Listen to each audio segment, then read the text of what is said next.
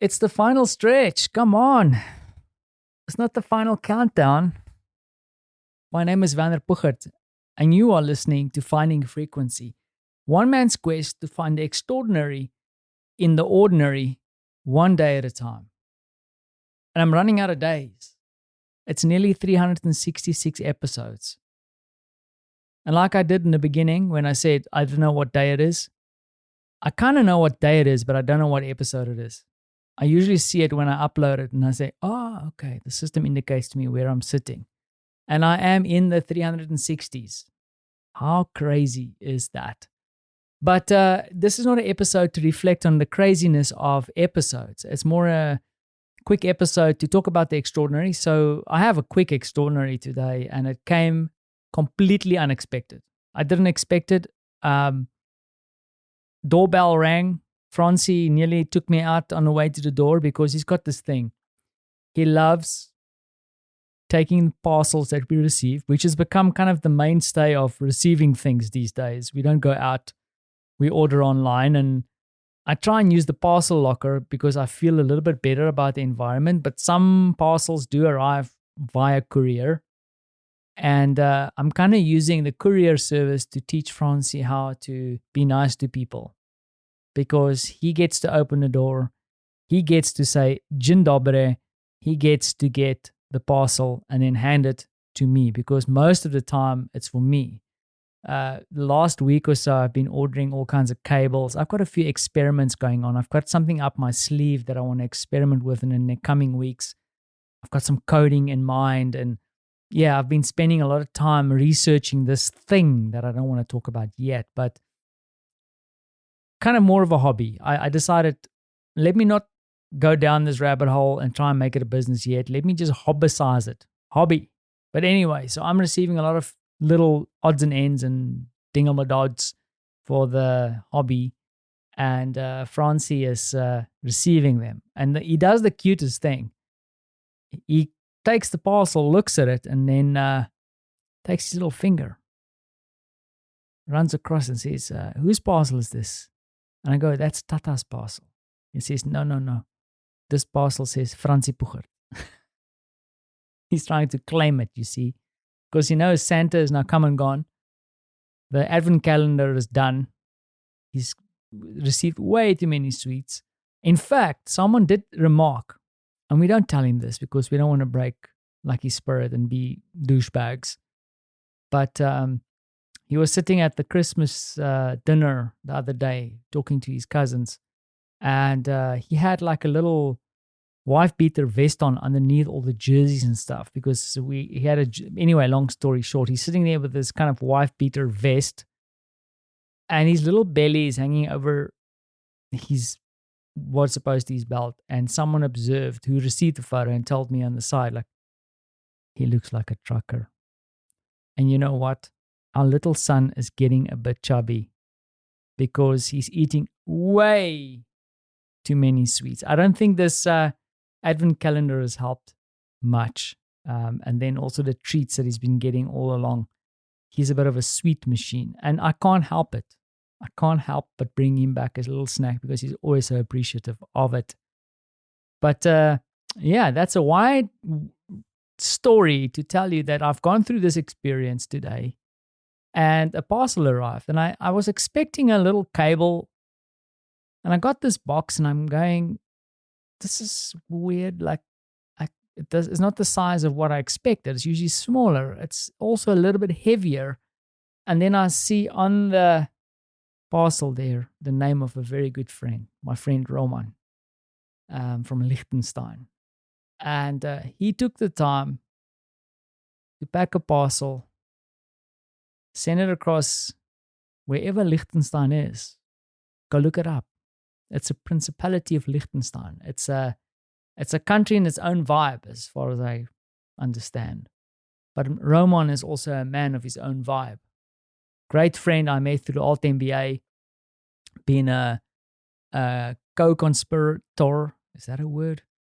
And inspiration to many of us. I have a small group of friends, myself, Mike, who's also South African, who lives in Spain now, Roman in Liechtenstein, and then Omer, who is in Israel, also doing all kinds of crazy stuff over there. And we're like this little group of friends.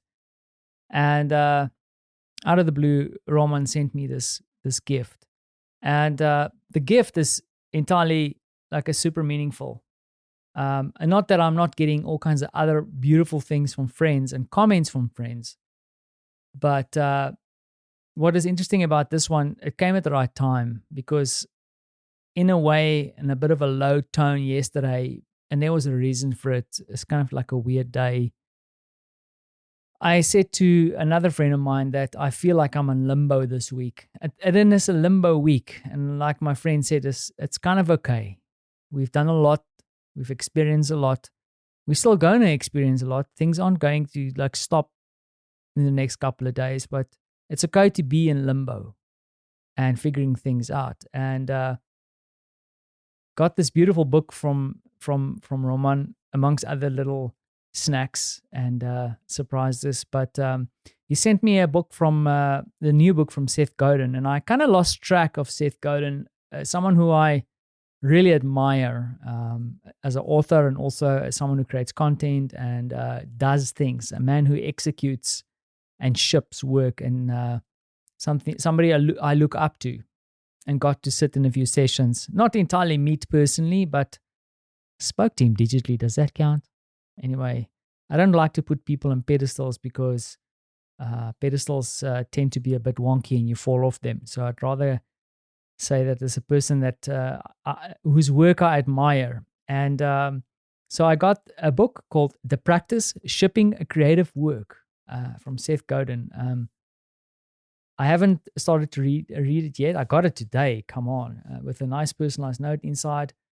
But I think what made this extraordinary is that in this time of limbo, I want to hang my hat on something. And I think this little blue book that just arrived today, here it is, might help me. And I'm going to start digging into this tonight already. I think it looks like it's going to be an easy read, of just to try and get energy back. And that's part of my thing next year. I spend way too much money on books, and I think my friend Terry mentioned this, but also my friend Jonathan, that you cannot spend too much money on books. It's an investment, and I have a huge investment on my right hand side. If you ever see any of my videos, you'll see that I've got a whole bunch of books behind me and on my side, and the books on my side is the books that I haven't read yet, or that I've partly read and I'm still working through them. And I wanna really read them, because when I look at them, I get excited. They make me happy. And Roman, thank you for making me happy, sir. I can't wait to get stuck in.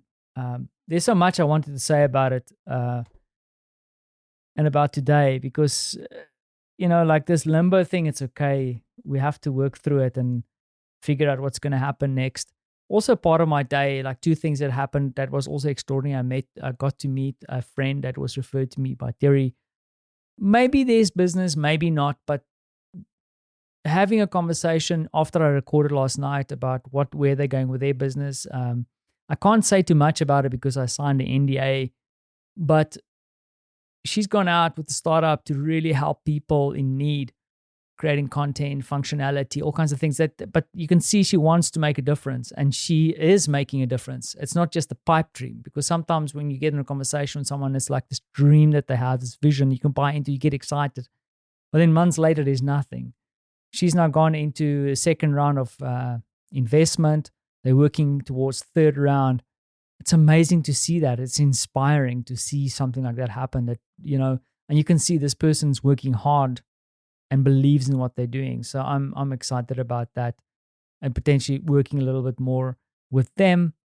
But then also a tough one today. I had to speak with another friend of mine, because part of the work I did up until this point, and I haven't done everything around it yet, and Terry is probably going to kick my ass when I speak to her later, but is that we have to plan next year.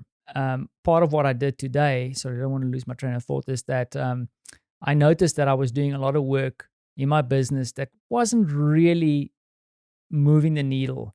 I feel like I'm focusing on too many things and I'm doing too many things with my own hands. I'm not bringing people in, outsourcing. I'm not acting entrepreneurial. And one of those, I had to phone my friend up, a good friend of mine, and say to him, listen, dude, I don't want to be doing this physical job anymore. I'm happy to consult and to assist and to help and to see what I can do. I'm not going to let you down. I'm not dropping him in the poo-poo, but I'm saying I need to kick my own ass. This was an investment from my side, hours spent. So I'm not going to do that anymore. The only thing that's going to now have to happen too in the future is that there's some other projects that I'm doing that I'm getting paid for that is taking way too much time, and it's not really building my business. And I think that is going to be that's going to probably be as tough, because today was tough because it was a conversation with a friend that I value and I want to retain. But I need to free myself up from that commitment so that I can focus on some of the things that I want to do. And with the other projects, I need to free myself up from clinging to that revenue and then work towards something. And I'm thinking that if I give up that revenue to focus on what I really want to do, or at least discover what I want to do, that'll motivate me more. And perhaps that will pay dividends to someone else, to friends, to family, to Martha, to Francie. You know what I'm saying. Investing in the right places. And will I be making broad investments of my time and my effort this year? Of course I will. There's too many interesting people to meet and connect with and to explore not to do that. And probably at the end of next year, I'll probably will have to clean house again. This is how life works. As long as you clean house, it's good because you don't want to get too cluttered. And maybe I'm just fooling myself. If you think I'm full of shit or potentially dropping great opportunities, let me know, because it's a tough one. It's a decision I had to make. And slowly but surely moving forward. And then I also want to encourage you to look back on your year. I sit here in my limbo week and I really feel like shit. Like I'm not. Like last night again, I didn't sleep so well, and I think it's about thinking about like I should be doing more. What am I not doing? What do I have to do?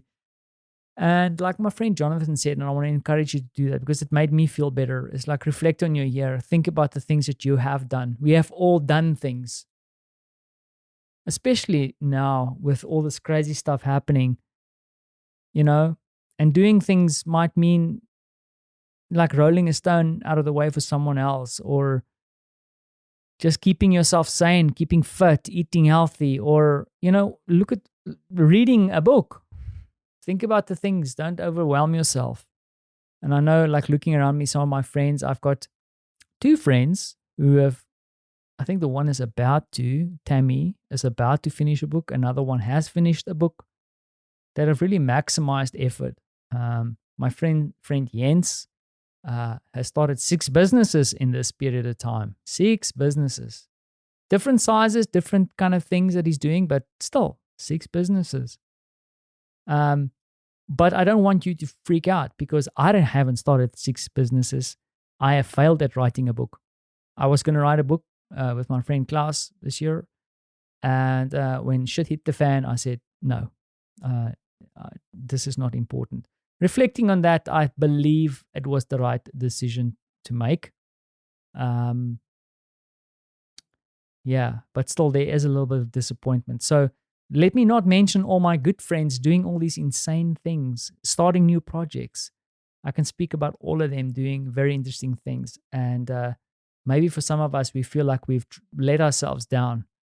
And as someone said on LinkedIn of all places, I saw it with a mere small glimpse, because sometimes there's these, sometimes I just want to like say to these people, bugger off. Like There's this guy called Gary Vaynerchuk, and when you read some of his stuff, like you just want to sometimes. I mean, and I used to be a big fan of his when I was back at the ad agency, because I think there's a lot of some of his perspectives around marketing that I believe, but there's this hustle culture, and sometimes I just want to, when I read these stuff, it's just like bugger off, man.